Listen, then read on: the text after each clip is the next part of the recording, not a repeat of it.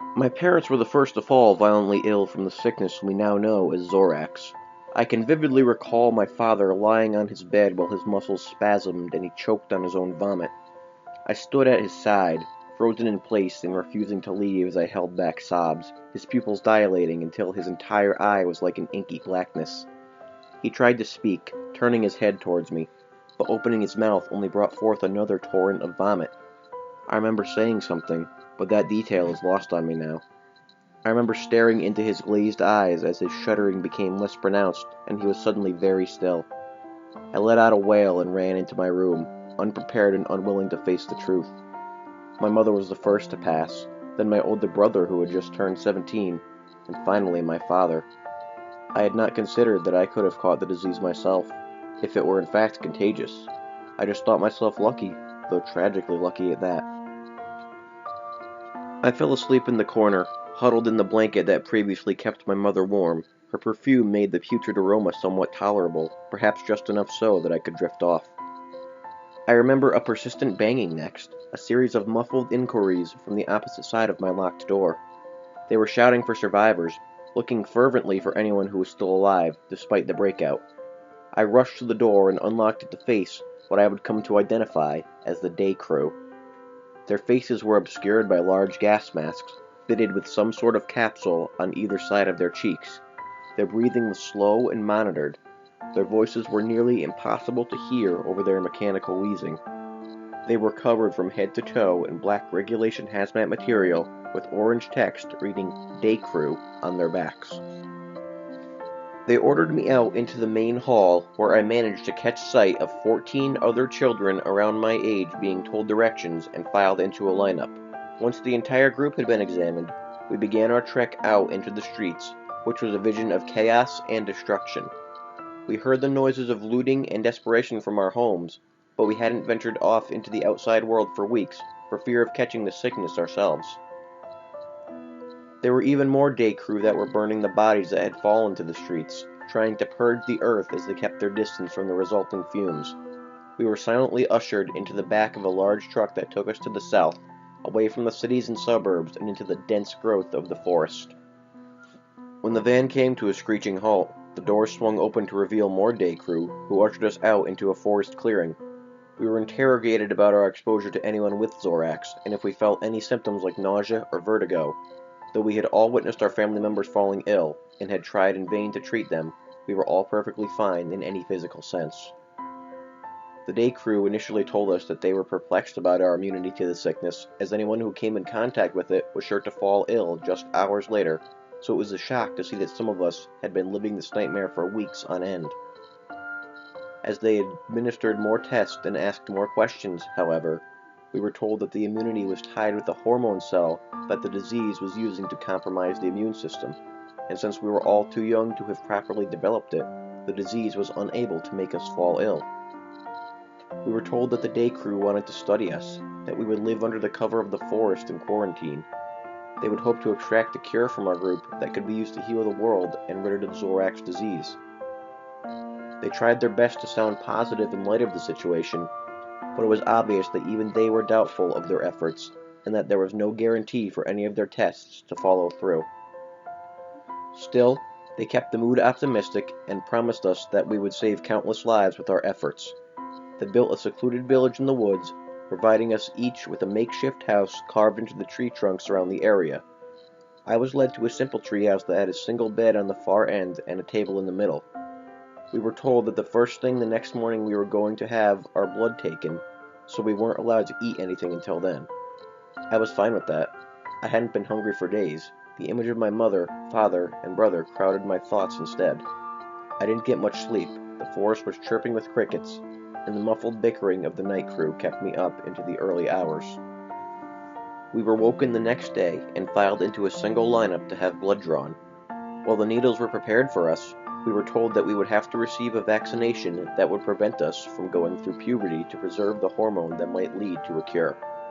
It was never elaborated on at the time that we would never be able to grow up or have children, but it was unlikely to live beyond the first few hours of infection, never mind the next few years, so our adulthood was seen as a necessary sacrifice. This continued for a few weeks, We would continue to receive vaccinations and assured that a cure would soon arise, but times were getting desperate. I took to listening in on the muffled conversations of the night crew during the night. It became easier to make out what they were saying over time, as they sat beneath my bedroom window next to a crackling fire.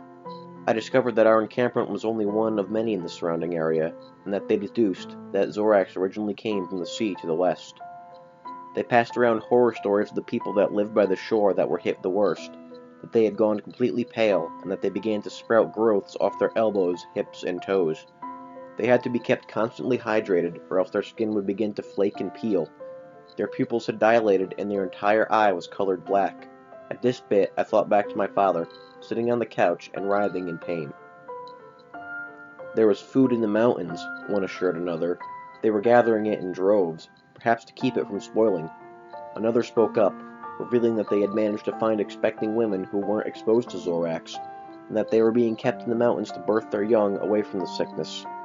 The topic came back to their present situation, and they began to discuss our encampment, that our results, while promising, weren't being worked on fast enough. There were accusations claimed, and fingers pointed, but at last they settled on keeping their mood positive, that something would come along eventually, that we just needed more time. Discussion had drifted back to the horror stories of the West Coast, which clearly sparked sick interest in the group as they talked of the corpses that had been found along the waters and drifted ashore, each with deep black eyes. I rolled over in my bed, unable to listen to any more of the stories without images of my own family. Staring up towards the ceiling, praying that we would manage to find a cure soon, and that I wouldn't have to hear about the people of the West anymore. It had been nearly a month of testing when something went wrong. A few short hours after our latest vaccination, several kids began complaining of distorted vision. They could see trailing lights in the air, making their way across the plains. While the faces were covered with their masks, I could sense the worry that played out across the day crew's faces. We were told that they were just visual hallucinations and that they would subside in a few hours. When I awoke the next day and glimpsed outside, I too could see the trailing lights drifting through the air. They forbid anyone to discuss the lights any further, though it was clear that everyone could see them.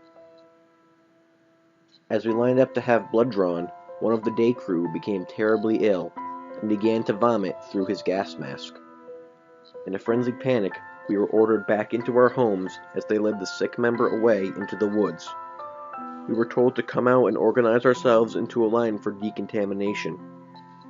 After covering every end with a chalk-like substance, they began to scrub away at it with some foul-smelling liquid until they were assured that we were safe to deal with once more. This excessive procedure became a part of our daily regimen, and it's how we started calling them the scrubs rather than their official titles. We were disillusioned, and it was obvious that they were as well. Visual hallucinations began to worsen, even though we had stopped taking vaccinations long ago. Some kids began to befriend imaginary creatures in the air, speaking to the trails of light. I was horrified that I might start losing my sanity as well. I didn't want to eavesdrop to the discussion over the fire that night, which had gradually worsened with each passing week. With a trailing desperation in their voice, the night crew began to exchange information about the other areas. The food in the mountains had been contaminated, and rumors began to surface that all of the births had resulted in defects, with each child being well over a healthy birth weight, with their eyes far apart. They would likely succumb to the disease and perish as well, it was decided. The cure that had been tested on the XoRax-ridden patients hadn't shown any signs of preventing the sickness, but rather had simply slowed the progress of the sickness so that it claimed lives in days rather than hours. Well, this was a bit of good news. They focused on how little was accomplished over such a large span of time, and how anyone with the sickness shouldn't be kept stringing along, but rather destroyed so that they couldn't contaminate anyone else. There was a coldness in their voice. I rolled over in my bed to watch the lights play across my vision, dancing across my eyes until I fell asleep. The scrubs were gone the next day, leaving us behind as their failed experiment. The other children seemed unaware of this and decided to continue befriending imaginary creatures. In a depression, I sulked off to bed, only to suffer a violent burst of spasms and shivering in the process. I drifted in and out of sleep that night, having one recurring nightmare after another. When I awoke, I heard something pass through my doorway, something that couldn't possibly be there. Rolling over, I reluctantly looked up into the air to watch a trailing ball of light float around my house before descending toward my bed. Hey, listen, Link! The Great Deku Tree has summoned you!